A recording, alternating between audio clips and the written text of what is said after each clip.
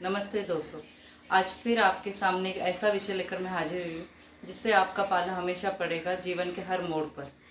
आपने कभी न कभी या तो रेंट पे अपनी जगह दी होगी या आप कभी न कभी रेंट पर रहने गए होंगे। हो सकता है ये बात बिजनेस में भी होती है कि आपने शॉप या तो रेंट पर दी है या फिर आपने शॉप रेंट पर ली है। कुछ दिनों से ऐसे केसेस सामने आ रहे हैं कि लॉकडाउन में किसी का बिजनेस नहीं हुआ। ऐसे समय में रेंट देने वाला रेंट देना नहीं चाहता और जो दुकानदार है या फिर जो ओनर है फ्लैट का या रूम का वो कहता है कि मेरी तो इन्वेस्टमेंट है, मुझे रेंट चाहिए ही।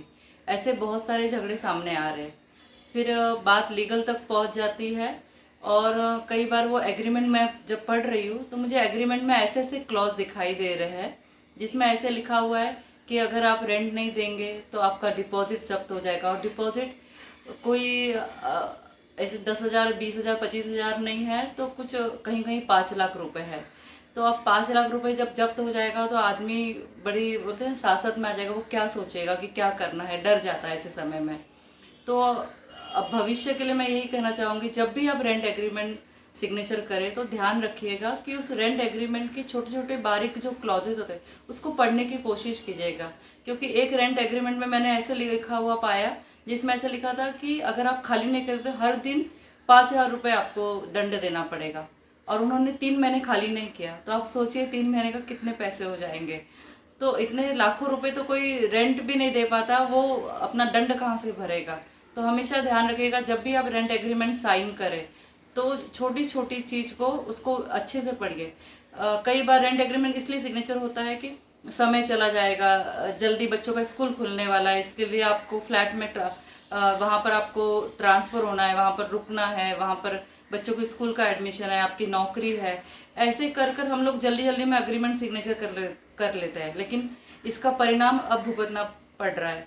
अब लॉकडाउन में ऐसे कहते हैं कि 5 से 6 महीने लोगों के पास काम नहीं था। अगर काम था तो उसका जो कहते हैं प्रमाण इतना नहीं था कि वो अपना रेंट भर पाए। तो उस समय जो लाइसेंसर है और लाइसेंसी दोनों का झगड़ा हो रहा है। तो इस झगड़े का फिर जब वो वकील के पास जाता है तो वो एग्रीमेंट पढ़ने की कोशिश करता है। तो एग्रीमेंट में जो लिखा हुआ है उसको कोई बदल नहीं पाता है। और जो कानून है वो हमेशा लिखित चीज़ों पर चलता है। तो कोशिश कीजिएगा जब भी आप भविष्य में रेंट एग्रीमेंट सिग्नेचर करें तो आप ध्यान से उसको पढ़िए। कहीं दंड जो बोलते हैं ना कि आप खाली नहीं करेंगे तो दंड इतना ना हो कि आप भर भी नहीं सकते। तो जब कोर्ट में मामला जाएगा तो हमेशा लिखित पेपर पर जाएगा। दूसरा एक और बात मैं कहना चाहूँगी कि महाराष्ट्र में जो रेंट एग्रीमेंट होते हैं फ्लैट्स के वो रजिस्टर करना बहुत ही ज़रूरी है, लेकिन कई बार वो रजिस्टर्ड नहीं होते। और जब कोर्ट में मामला जाता है तो रजिस्टर एग्रीमेंट नहीं होता है तो उसके परिणाम गलत भी हो सकते हैं। तो कोशिश कीजिएगा कि जो भी आप काम करें वो लीगल करें और सरकारी कानून का आप पूरी तरह पालन करें।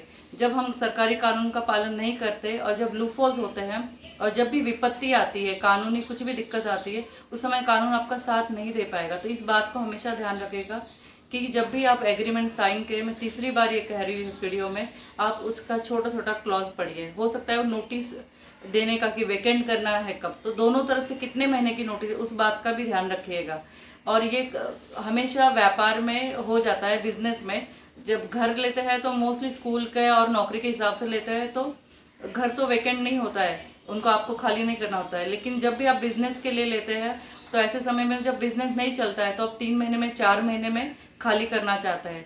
और वो सामने वाला जो ओनर होता है शॉप का वो खाली नहीं, वो बोलता है मैं दूसरा कस्टमर कहाँ से लाऊंगा। ऐसे समय में दोनों के भी झगड़ा होता है और कई बार 1 या 2 महीने का रेंट आपको बेकार देना पड़ता है। तो बिजनेस तो कुछ हुआ नहीं, ऊपर से आप रेंट भर रहे हैं।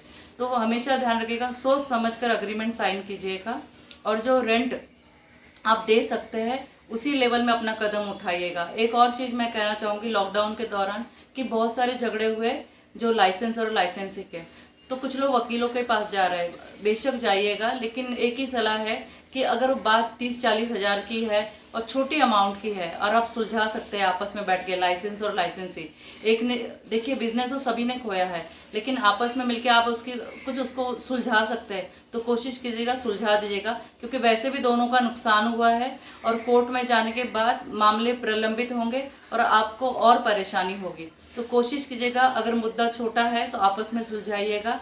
मेरा ये वीडियो आज उन्हीं लोगों के लिए है जिनको लॉकडाउन में रेंट की बहुत परेशानी हुई या उनका बिजनेस का लॉस हुआ, तो कोशिश कीजिएगा कि आप आपस में ही सुलझा लीजिए, क्योंकि कानूनी दाव पेच लंबे चलेंगे और आपस में सुलझा लेने से आप वापस अपना ज़िंदगी में नया कदम उठा सकते हैं। इसी संदेश के साथ मैं आज का वीडियो समाप्त करती हूँ। बहुत बहुत धन्यवाद।